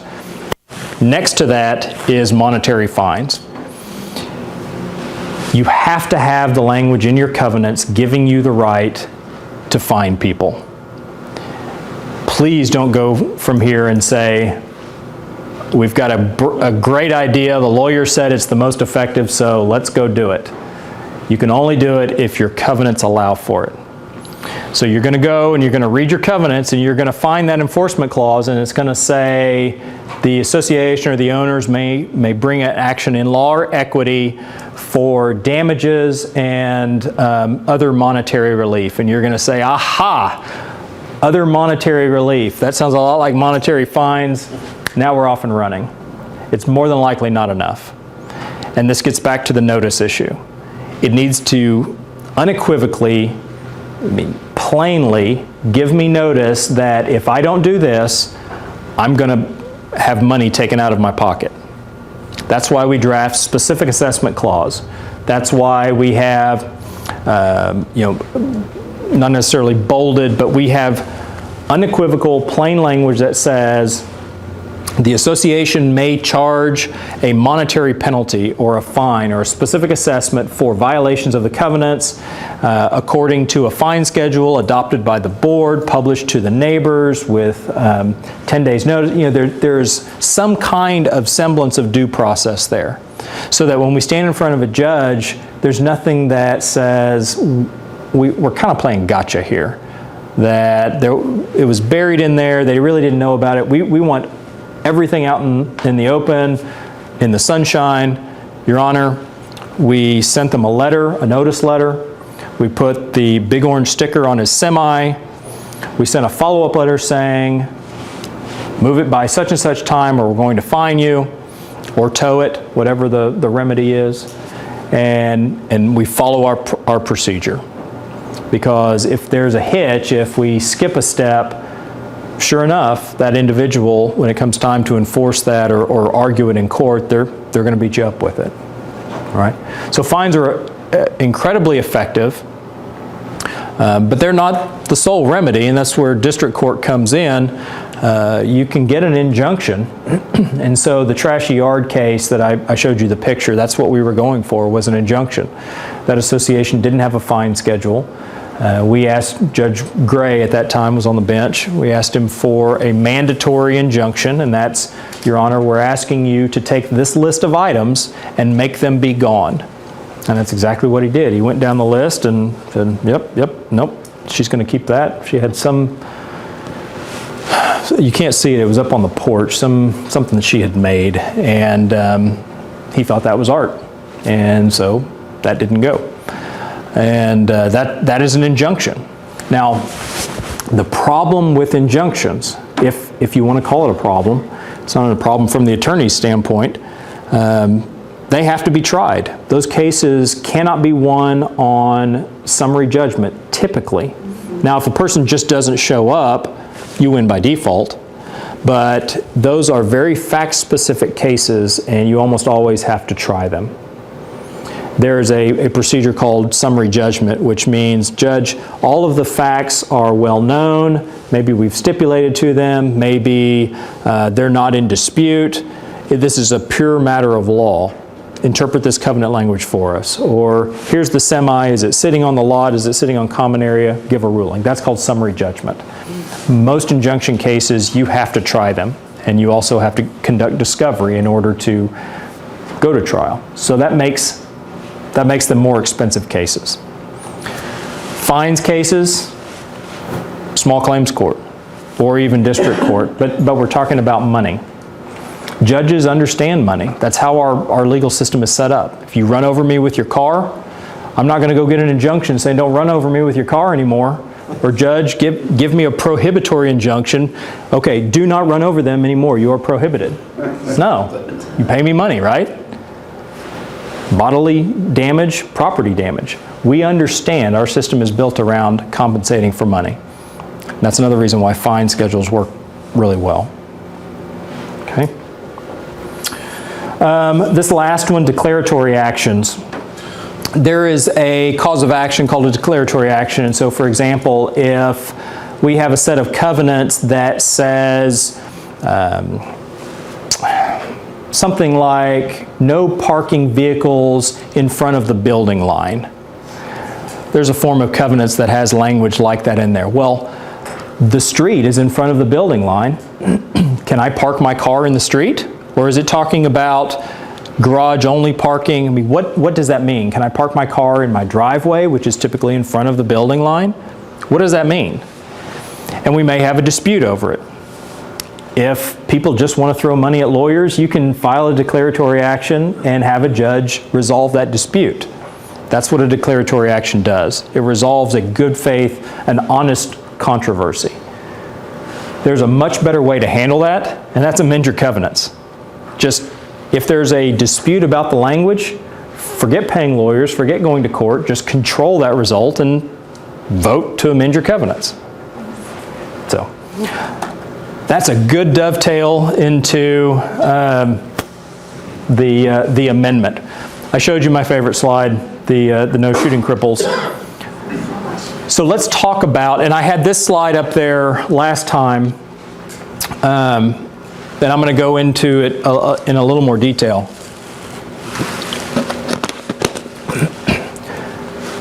I'll say it again in a second, but the number one way you're going to have a successful covenant amendment project is by having people willing to go door to door. I had this conversation with a client yesterday evening. I met with the board. They wanted to do some targeted amendments, and we drafted it up. I always draft an amendment memo which spells out, okay, here's the covenant amendment language, this is your percentage, this is how many lots you have, and here's the process. And I have in bold, or I have it in the outline, you've got to have people willing to go door to door. Well, they must have skipped over that, and so we were having an in-person conversation. There's been one project I've been involved in, and I do, half a dozen of these a year, where they just mailed it out and they got their vote. But it was a very unique circumstance. It was a smaller neighborhood.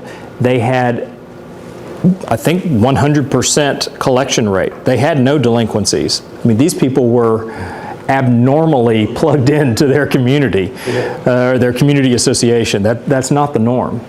And so they were able to just do a mail out. But most associations are not like that. You got to go door to door. So it means we have to put some thought into it. One of the things that I'm going to look at prior to an amendment project, and that you should too, is what is your collections rate? If you have to hit 60%, 75%, and you have half of your members not paying their dues, what makes you think they're going to vote for this covenant amendment? If you have, if you're wanting to go to no street parking, and you look at your neighborhood and virtually everyone parks in the street, then what makes you think that amendment is going to pass? I mean, there has to be some kind of information. So one of the things that we'll do is we'll send out a request for information or a flyer or survey, and you can do these online now. SurveyMonkey is one website. Doesn't matter if, I'm going to skip ahead just for a second.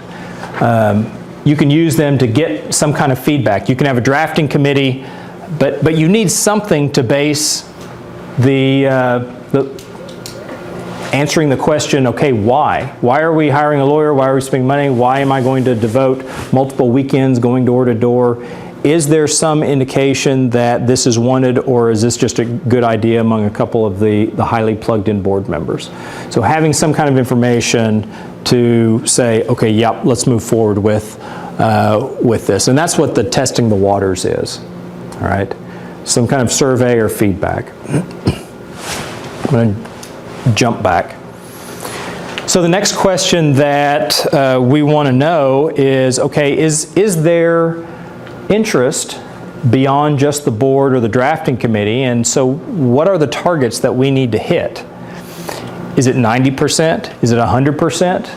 If it's 90 or 100%, more than likely you might as well wait. I don't know if I've ever seen an established community hit 90%.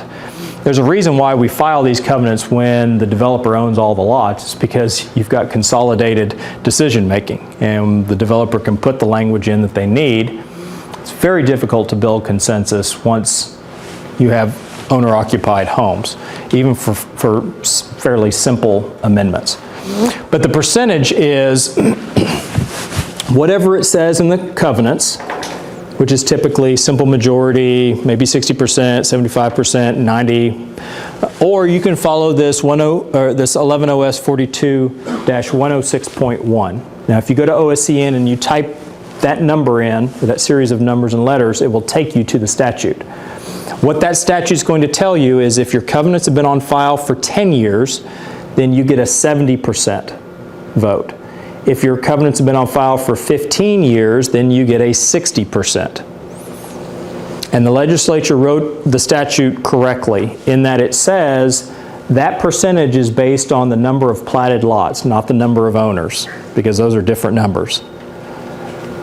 If me and my wife own a lot, there's only one lot, but there's two of us. If the percentage is based on owners, that percentage is on the two owners. If it's based on the lot, It's just one lot. You have to read your amendment clause carefully and ask the question, what is the percentage and what is the percentage applied against? Is it platted lots or is it owners or members? All right? 106.1, it's based on lots and how long the covenants have been on file. If your question is, and I can't remember if somebody asked this last time, can we create a mandatory association where one was just a voluntary association? 106.1 answers that question as well, and that's subsection D. You want to look at subsection D to 106.1, and that answers yes, yes we can. Yes, sir. Our covenant say to amend, it says 80% of owners.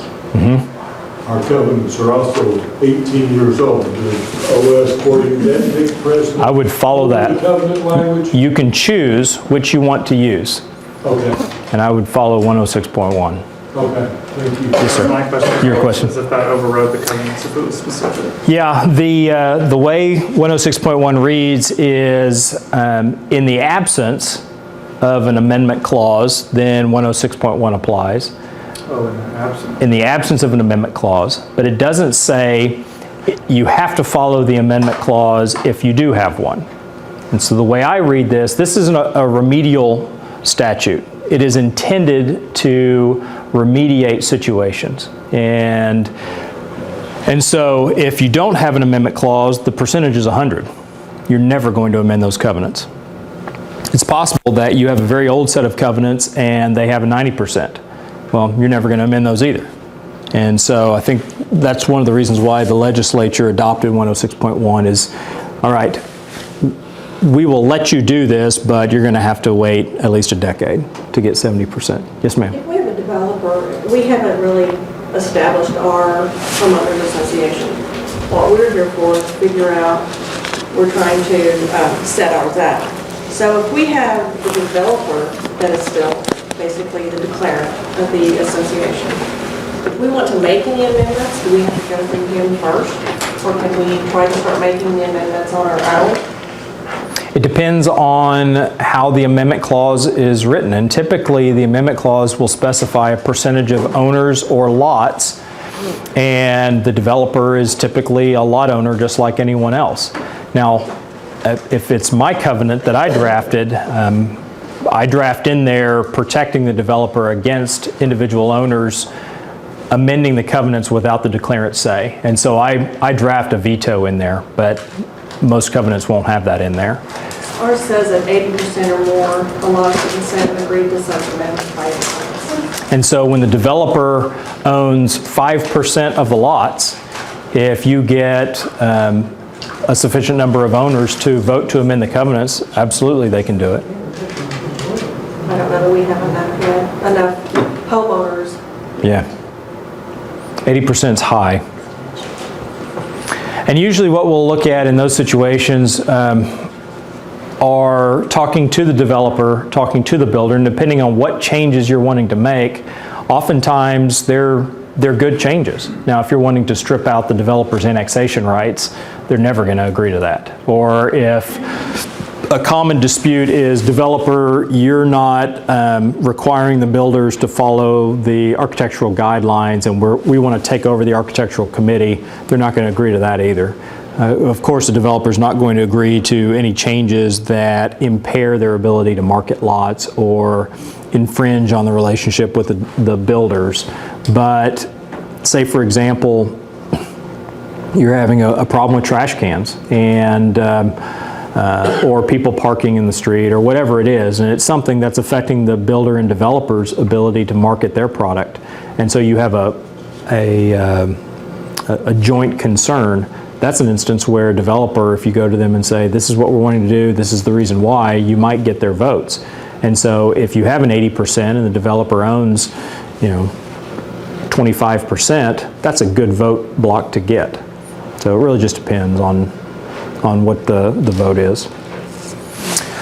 Okay, let's talk about bylaws, board and member amendments. I cite to section 1013. And if you go there and read that, it'll say that the governing body or the board of the association or the corporate association has the ability to unilaterally amend the bylaws.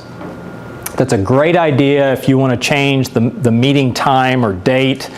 There's no real reason for procedural things like that. If you're wanting to take out the due process clause from the bylaws, I strongly suggest you get members to vote on that, which they're not going to vote in favor of it. If it's a substantive change, put it to a vote of the membership. Because what happens is if I wake up and I feel like I'm getting jerked around by a board, what I'm going to do is use either under the corporation code or our bylaws, I'm going to get a special meeting called, and then I'm going to try to remove the board. And so that doesn't happen very often. Usually you don't see stuff like that, that kind of gamesmanship with boards, but if you do, there are removal provisions. But know that under 1013, the board does have the right to make changes to the bylaws, but doesn't necessarily have to. You can still put it to a vote of the membership. Once a board makes those changes, are they permanent from then on, or can another? Permanent until they're amended. Okay. One of the things I suggest, and it gets back to notice, is I favor membership votes and then filing bylaws along with the covenants in the real property record, so that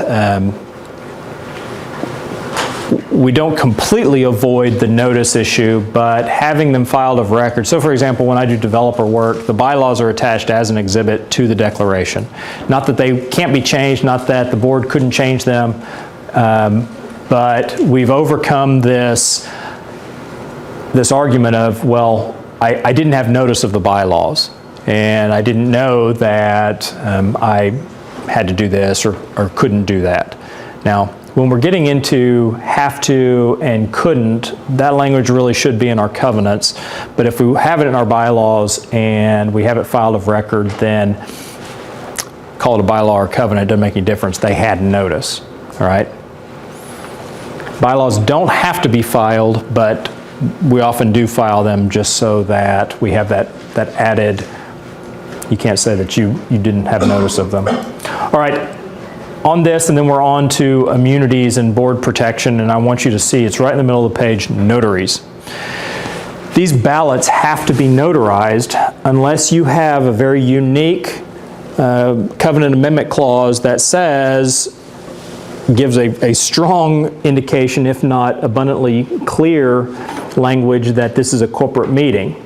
If you have something that says the covenants may be amended by a simple majority of the members in person or by proxy at a corporate meeting, and the amendment shall be recorded in the real property records attested to by the president of the association. That tells me, all right, I can forget about notary except notarizing the president's signature. That has told us that's a corporate type meeting. That's rare. Personally, and we can debate this, but personally I don't like it. It's too easy. It would be like amending a constitution really easy. You know, It's on one person. yeah. And that's something that happened with our covenants. We have a restriction where aerial fireworks are not allowed. And there was a group that did. Aerial fireworks, but on the ground fireworks are okay? Yeah. But we had a group that didn't like that. That's specific. And so they amend our covenants, specifically say that it has to be 60% of the lots. That it has to be notarized. We worked with you before on some amendments on our covenants, and it has to be notarized by written vote. And they amended them by a quorum at a business meeting and filed it with the county clerk. Now, does the fact that they did that and filed it with the county clerk, does that make it legal? No. You could file a document notarized that says Matt Winton is 6'5" and has a full head of beautiful black hair, and that does not make it real or true. That would be nice, but no.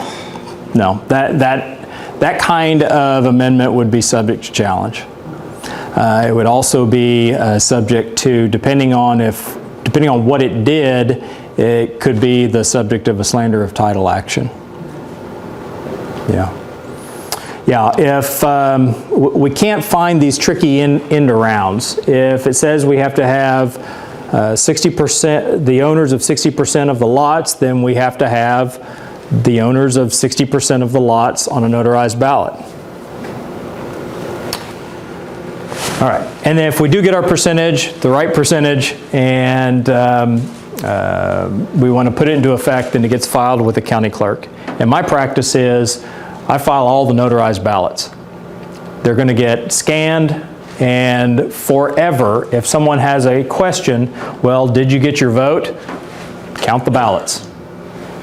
We've got them of record. And the poor ladies at Oklahoma County, I filed one that had, I think it had 300-something ballots the other day, you know, and they're just like, oh my gosh, Matt. Because you got to count them, and then I think the filing fee was like $1,000. But, I mean, one of the things that we do is we trade in certainty and mitigating risk. And I have mitigated a lot of risk by filing all of those ballots as opposed to one piece of paper that says on such and such date we had 60%, the owners of 60% of the lots vote and approve. Well, that might work, but I want certainty. And I know at any time we can go back and we can count them and Can you just keep the ballots yourself as proof? You can, however, that U tends to move or, you know, lose things. County clerk isn't going to lose the filed ballots, or if they do, they've got bigger problems. Yeah. You said notarized ballots. Every ballot has to be notarized? Yes. Every ballot. To count the ballot, it has to be notarized by the owner. And in my hypothetical, my one lot, if you want the owner, if you want that lot's vote to count, you have to get my signature and my wife's signature.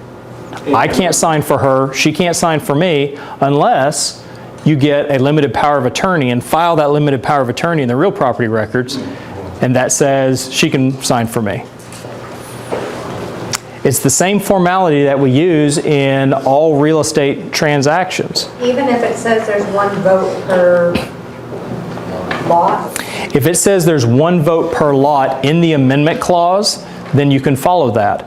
But just like the developer doesn't get 3 votes for their per lot, because that's up in the membership, the voting, the corporate classification section. I mean, it's possible that it says they get 3 votes per lot in the amendment clause, but the amendment clause has to specifically say that. All right. Okay. Oh, before you leave that, Yes, sir. one point you didn't talk to is the all or line item. So one of the ways that we can get our vote, and we have to analyze this, if all of us have basketball goals in our yards, and half of them are the temporary kind, and the other half are attached to our garage, and the voting ballot is, there's 2 people on the board that don't have basketball goals, or they just hate them. And so there's an item for vote that says we're going to disallow basketball goals. That's going to fail. The question is, do we want everything else to fail because of this one item? There are some projects that they have to be all or nothing. Consolidation, if we've got 10 sections of covenants and we're going to consolidate them all into one, there's no way we can do a line item ballot. It's just, the ballot would be, you couldn't understand it. But if we're going to make all roofs composition, Class A, 30-year shingles, if we're going to say if you have temporary basketball goals, you got to put them up at night, if we're going to add a fine schedule, if we're going to tweak this, now we have a handful of amendments. We're doing what's called spot amendments. Maybe we want to do a line item, because we know there's a lot of folks, this basketball issue, that's a really contentious issue. We don't want the rest of these to fail. And so we do a line item ballot. So mark what you want to. On that ballot, and each lot owner in this case would mark yay or nay on each line item. Correct. Notarize the signature, turn it in, and then you count them up. Now, then for it to be a successful amendment, it then would have to be the 80%. Exactly. 50%, whatever. Yep. So if you had a line item that didn't, well, just, you gotta go back to the drawing boards or just forget it, right? That doesn't make the cut, that's right. Yes, okay, I understand. Thank you, sir. Yes, ma'am.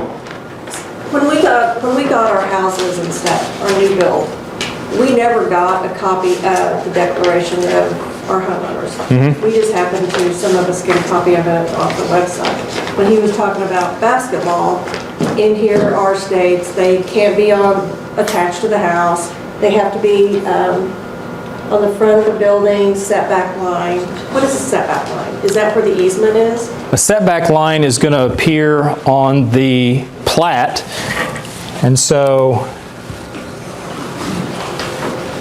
if, we'll do this, if this is the plat and it's going to have some dotted lines, and that's going to be the setback. Setbacks are set by the plat, possibly by the covenants, definitely by city ordinance or county ordinance. And so when it says setback, that's what it's talking about. There's front setbacks, and this is a little deceptive because the front setbacks are going to be 20, 30 feet or so. Back one may be 20 feet. Side setbacks may be 5, 7 feet, something like that. That's what it's talking about. From the curb, 20 feet? The set from your property line. Property line, or 25 feet. Because we also have sidewalks. Yeah, it's from the property line. They get out there the right way, there, Yeah. from the street, Number 3. Up on the yard the right way. Okay, let's talk about insurance and protecting the board.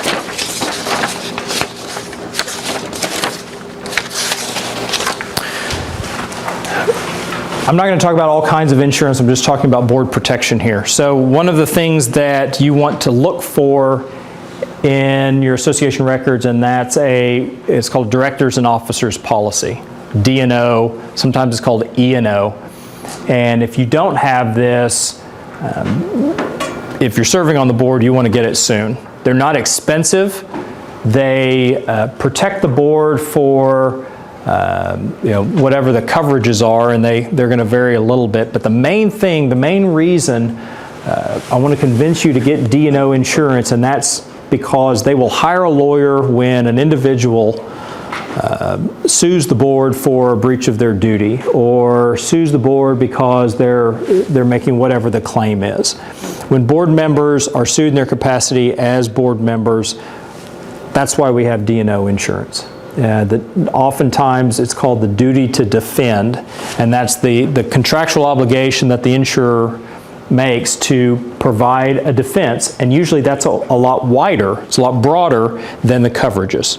All right, so even though the insurance policy may not cover exactly what it is this individual is claiming against me, the duty to defend may be broader, meaning I individually or the association doesn't have to pay lawyer's fees out of its pocket. That's the big benefit of having D&O, right? It's not very common. I don't hear of boards getting judgments taken against them individually or as an association very often, but it's the attorney's fees during the pendency of the litigation that is such a huge drain. I mean, go look at your budgets. I mean, what is your litigation budget? $1,000 maybe, $500, something like that. It's not 50 grand. It's not 75 grand. And that is a reasonable estimate of litigation if we're going to have discovery, motions practice, a handful of depositions, and a full trial. I mean, that's a lot of money. So that's the benefit of having a D&O.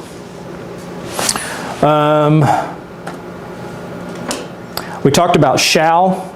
Let's talk about some of the the way a board operates so that we're operating within cloaks of protection. One of them is having a corporate charter. We talked about that last time. You want to make sure your association is incorporated. Another cloak of protection is having good insurance and knowing what that insurance covers.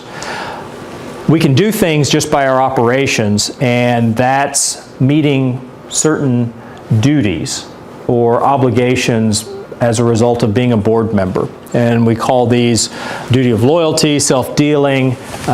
Sometimes you'll hear them referred to as fiduciary duties. Some of these are common sense. Some of them may not be so common sense. The common sense is don't spend other people's money on your own personal interests when you've been entrusted with it. Kind of makes sense. You know, you can't take your boss's money and buy you a new car unless they give you a permission to do that. Same thing with dues. And sadly, you're hearing about these. You used to read about them and think, oh, those poor people in New Mexico and Florida, about all those embezzling people. I hear one 6-figure case every year in Oklahoma now. There's one fairly recently, $200,000. That's the one I'm thinking of.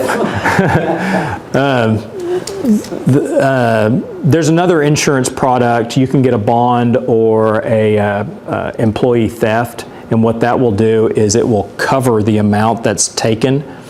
Because think about what happens. You have $100,000 in your reserve fund. Went to the seminar, this attorney was preaching about reserve funds, so we did it, and next thing you know, somebody stole all of our money. Now we have to resurface our roads, and what do? What do? Special assessment. You do a special assessment.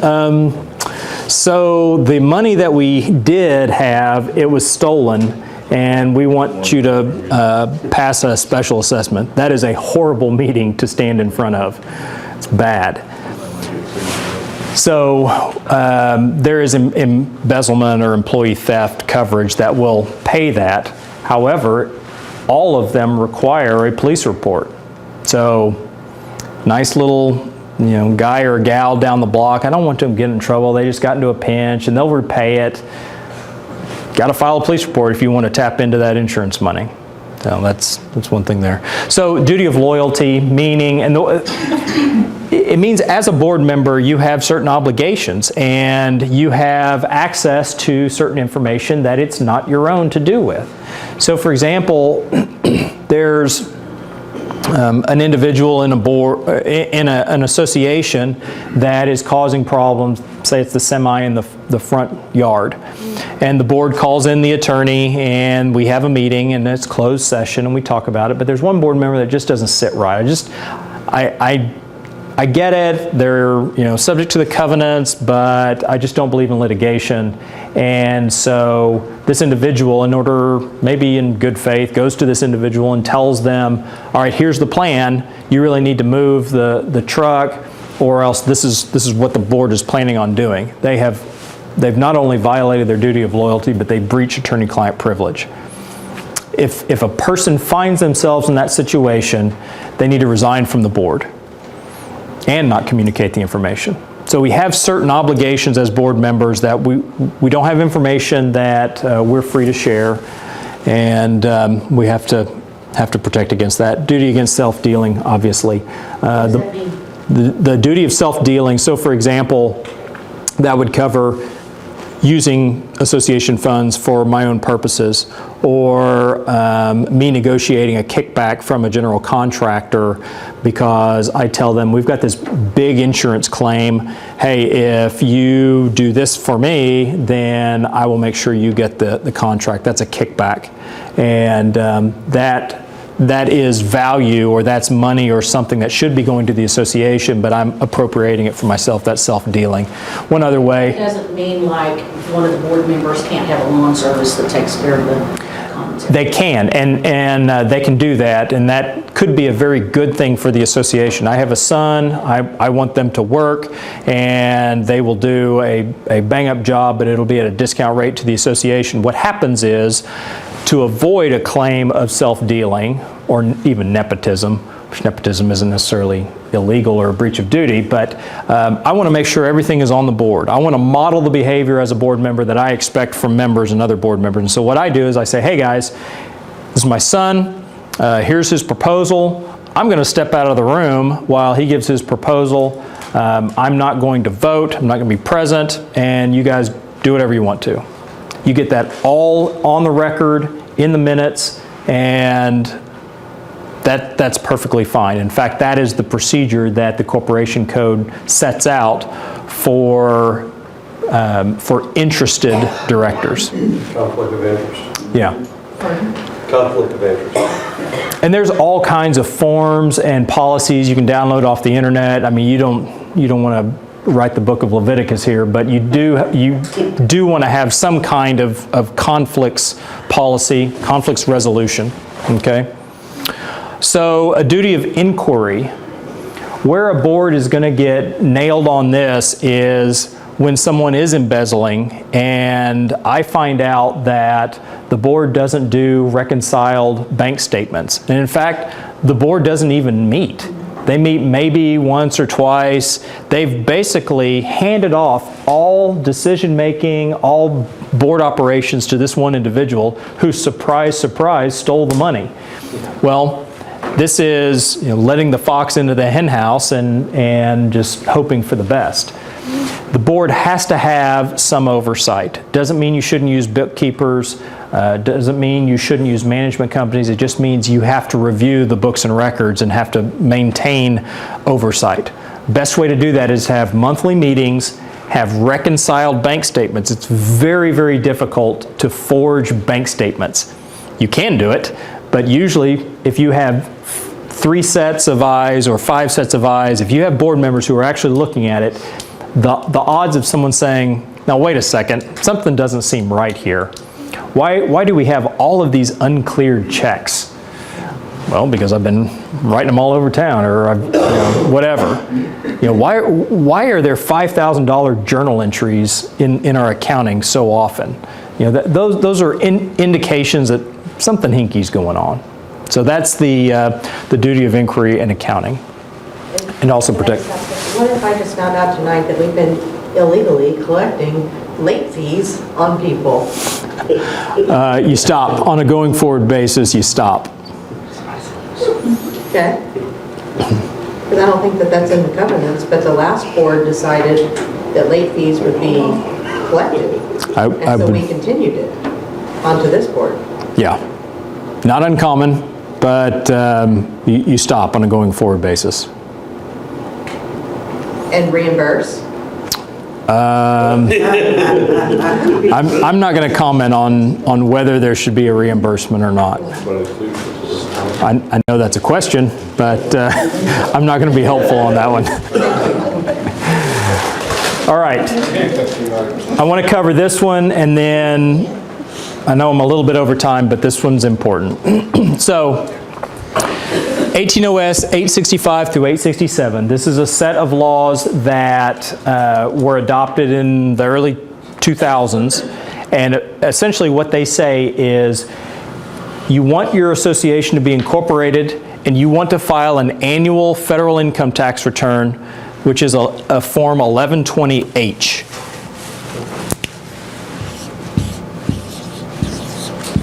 I won't go through the ins and outs. It's a one-page filing. I think the instructions are 1 page, maybe 2 pages now, but very straightforward, very simple. And when you file that 1120H on an annual basis, under Section 865 through 867, you as a board get really good stuff. And so what is that good stuff?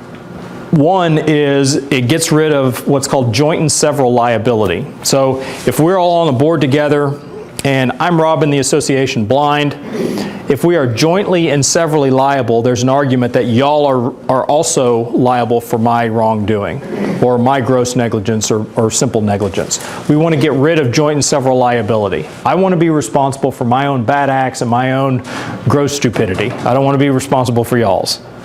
Okay? That's one of the things that we get. We get rid of joint and several liability. Another thing that we get is we get a higher level of Well, instead of simple negligence, meaning, oops, I messed up, now boards, there has to be intentional wrongdoing. I took the money, I misappropriated it, that's an intentional act, I committed a crime.